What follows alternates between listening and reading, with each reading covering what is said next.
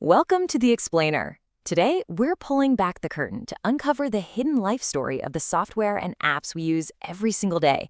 It's a pretty fascinating journey, from just a spark of an idea to the complex tool you hold in your hand. And you know what? It's a great question, because it's not magic, not by a long shot. It's a journey, a really epic process, kind of like building a massive skyscraper. And it all starts not with a hammer or a line of code, but with a single, incredibly detailed plan. All right, let's go check out the blueprints. So every great system, just like that skyscraper we're imagining, begins not with code, but with what we call a grand design. This is the first and maybe the most important phase, project management. And look, project management isn't just some boring title on an org chart.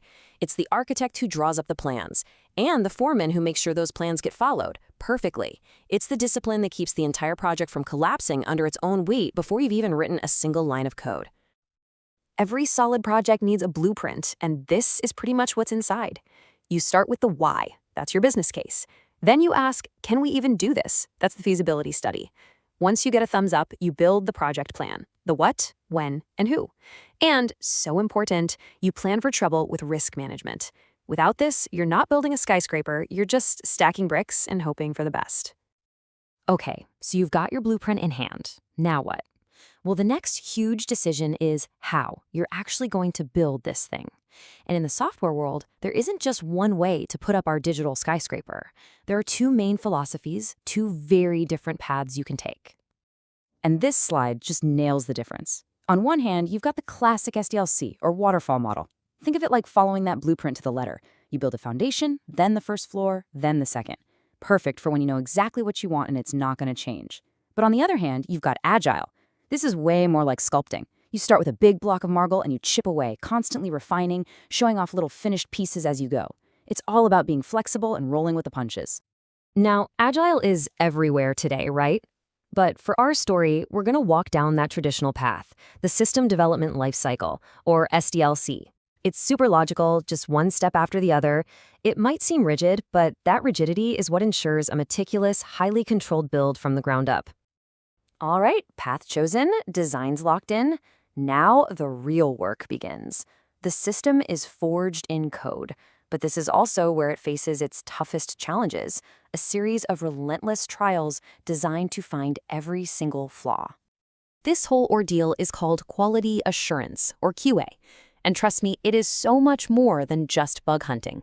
QA is the promise, the guarantee that the system will work the way it's supposed to. It's the building inspection that makes sure our skyscraper is actually safe for everybody inside. And it's got a lot of layers. The trials start small, really small. Unit testing is where every single tiny piece, every brick and every beam of our system gets checked to make sure it's solid and works right all by itself. Okay, so the bricks are solid. Now you've got to start putting them together. Integration testing is all about making sure the floors connect, the plumbing lines up, and the wires don't cross. This is where you find all the weird problems that pop up when different parts try to talk to each other. Now for the fun part. Once everything is hooked up, you test the whole shebang. System testing is like a massive stress test. You crank up the power, you turn on all the water, you run all the elevators at once, just to see if the whole thing can handle the pressure and does what it's supposed to do. And for this final, crucial trial, the power completely shifts. This is user acceptance testing. UAT for short. And this is where you hand the keys over to the actual people who are going to live in this building. They're the first tenants. They get to decide if the layout works, if their keys open the right doors, if the system actually meets their needs before it officially launches. So, our system has survived the gauntlet. It's passed every test.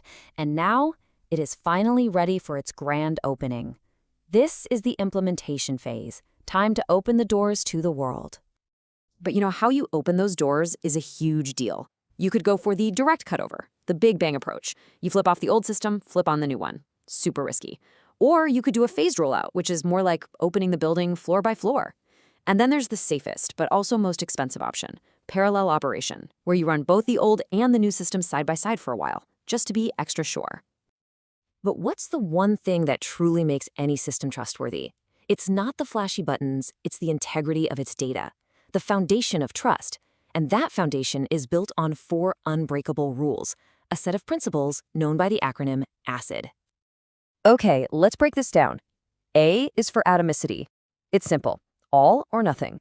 Think about a bank transfer. The money either moves completely from savings to checking, or the whole thing fails and nothing moves at all. The money can't just disappear into thin air. Next up, C for consistency.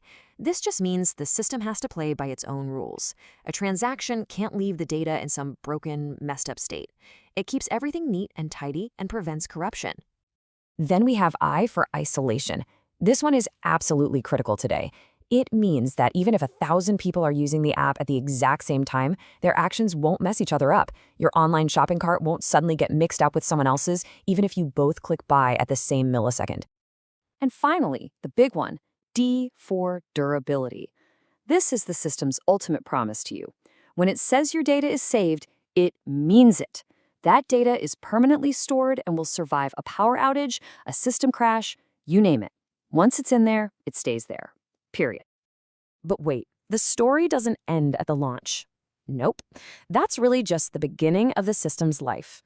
And it's a life that's lived under the constant, watchful eye of a very important guardian, the Information Systems Auditor.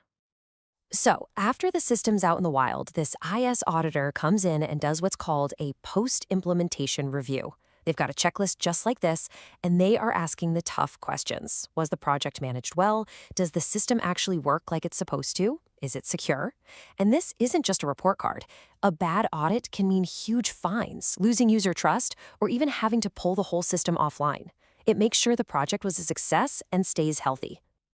And that right there, that's the real story. The technology we use every single day is never really done. It's a living thing. It's constantly being used, fixed, maintained, and improved upon for its entire life. So, from just a spark of an idea to this complex, living system that is constantly being watched over, it's a huge journey of meticulous design, rigorous trials, and nonstop vigilance. The next time you tap that update button on your phone, maybe you'll think about the blueprint, the trials by fire, or the Guardian auditor making sure it all works. There's a whole world behind that little progress bar.